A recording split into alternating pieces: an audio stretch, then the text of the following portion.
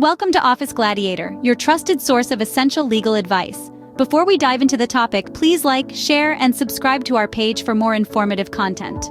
As we navigate the often turbulent waters of parenthood, having a legal binding parenting plan can be a beacon of stability. Whether you're facing a divorce or separation, a well-crafted parenting plan provides structure and consistency for your child. It's more than just a document. It's a roadmap that outlines how you and your ex-partner will continue to nurture and support your child in separate homes. This plan helps avoid conflict and confusion, ensuring your child's needs are met. It covers everything from living arrangements to holiday schedules, and even details about your child's education and healthcare. It's a tool that prioritizes your child's well-being amidst the changes. Now that we understand the importance, let's dive into how you can start creating your own parenting plan. Before you dive into the process, it's important to gather all necessary information. This can seem like a daunting task, but remember, this is about creating the best possible environment for your child. Start by noting down your child's daily routine. This includes their school schedule, meal times, bedtime, and any extracurricular activities they partake in.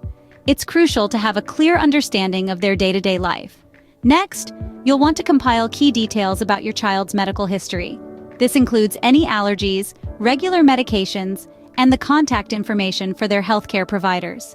You'll also want to include information about any special needs your child may have, as these should be taken into account when crafting the parenting plan. Consider also the emotional and social aspects of your child's life. What are their favorite activities? Who are their closest friends? Are there any particular challenges they're facing at school or at home? All of these aspects are crucial to consider when creating a plan that best suits your child's needs. Don't forget to take into account your child's age and maturity level. What may work for a toddler might not be suitable for a teenager. The best interests of your child should always be at the forefront of your decision-making process. With this information at hand, you're ready to start filling out the paperwork. Now, where does one find the paperwork for a parenting plan? Great question. The paperwork, often referred to as the parenting plan form, is readily available at several locations. Your local courthouse is a great place to start. They generally have all the necessary forms on hand, and their staff can guide you through the process. But what if you're unable to make it to the courthouse? Don't worry, we've got you covered. Online legal resource centers are your next best bet. Websites like the American Bar Association and LegalZoom offer these forms for download. They're user-friendly and designed to guide you step by step.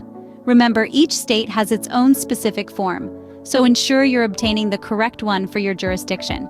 This is pivotal to avoid any legal hiccups down the line. Once you have the paperwork, it's time to start filling it out. And we'll delve into that in the next segment. Stay tuned.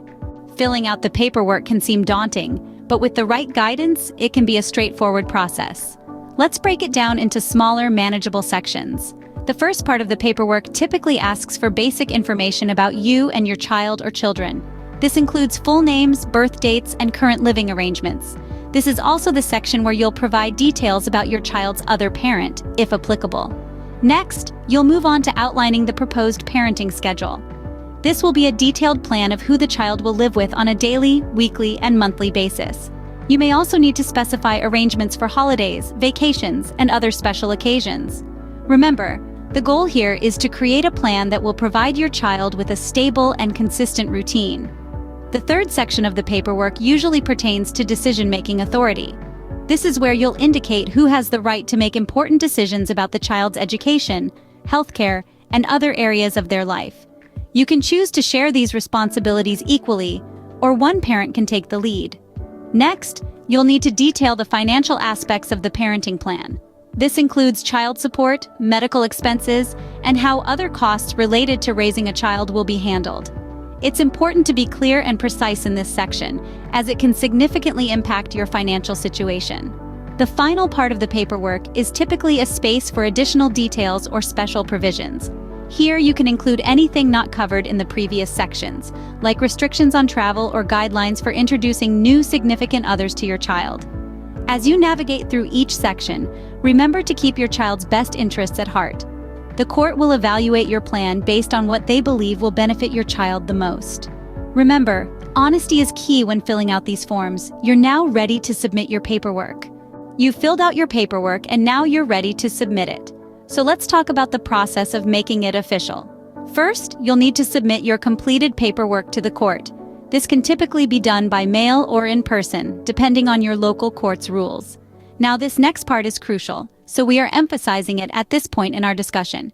It's about retaining a copy of your submitted paperwork. Before you send it off, ensure to keep a copy for yourself. This is a critical document that you'll want to reference in the future. Here's why this is so important.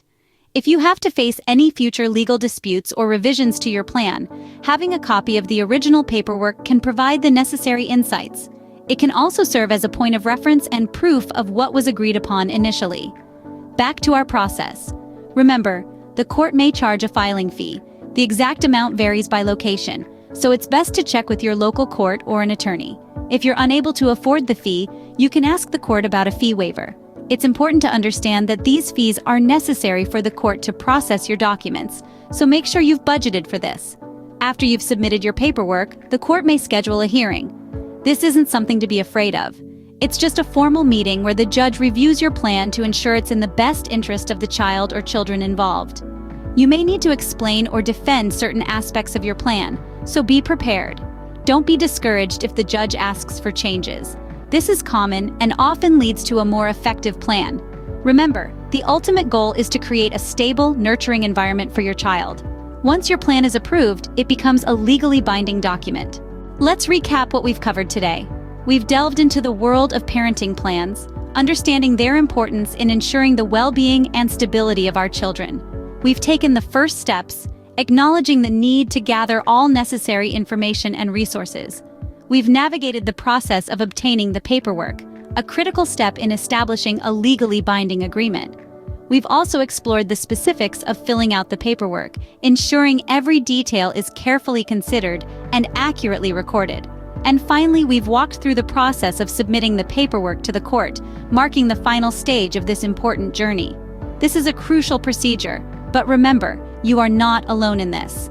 There are resources available to guide and support you. Thank you for joining us at Office Gladiator. Don't forget to like, share, and subscribe for more legal advice. Remember, knowledge is power.